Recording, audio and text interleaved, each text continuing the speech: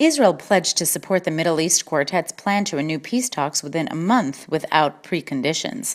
At the weekly cabinet meeting on Sunday, Prime Minister Benjamin Netanyahu said that he welcomed the Quartet's plan to renew direct negotiations between the sides.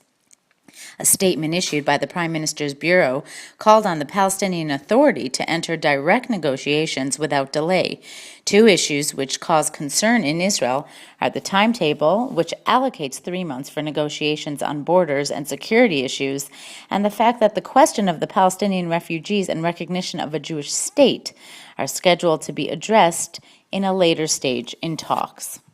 Israel's Navy has adopted the latest technology to combat terror in the form of a simulator with plasma screens, control panels, and an array of electronic gadgetry.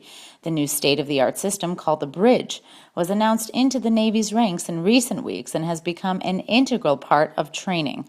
The simulators allow personnel to train for an array of scenarios, from hostile ships to an assault on Navy craft, without having to actually go to sea, and is being adopted for use by the entire Navy Corps.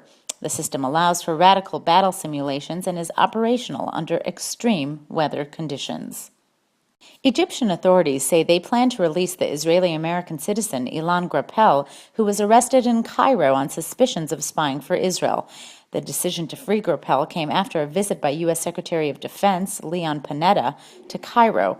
An unnamed Egyptian official was quoted in the media saying it appears Grappel was not involved in espionage. According to the report, the United States offered Egypt an array of economic incentives in order to persuade the authorities to release Grappel. Grappel was arrested in June in Cairo and charged with inciting Egyptians to oppose the country's military leadership and sedition. He was raised in the United States and moved to Israel, where he served in the IDF and was injured during the Second Lebanon War. Backtracking from previous sentiments, U.S. Vice President Joe Biden was quoted saying he opposed releasing jailed Israeli agent Jonathan Pollard. Biden reportedly made the statements during a recent meeting with rabbis in Florida, where he said he opposed offering Pollard clemency. He reportedly told the group, "Over my dead body are we going to let him out before his time is up." Biden's statements contradict an interview he gave in 2007, where he said that he supported Pollard's release for time already served.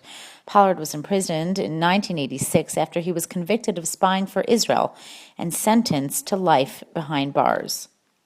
An Israeli yeshiva student who drowned in Uman on Rosh Hashanah was identified as Eli Eliah, 19-year-old from Netanya, authorities in the Ukraine announced. Eliah drowned on Thursday while participating in a tashlich ceremony in the river that runs through the town where Rabbi Nachman of Breslov is buried. Eliah was in the water with his brother when he drowned, and all efforts to resuscitate him failed. The body will be flown back to Israel. Over the holidays, some 32,000 worshippers arrived in the town to spend the holiday near the gravesite of the famous sage.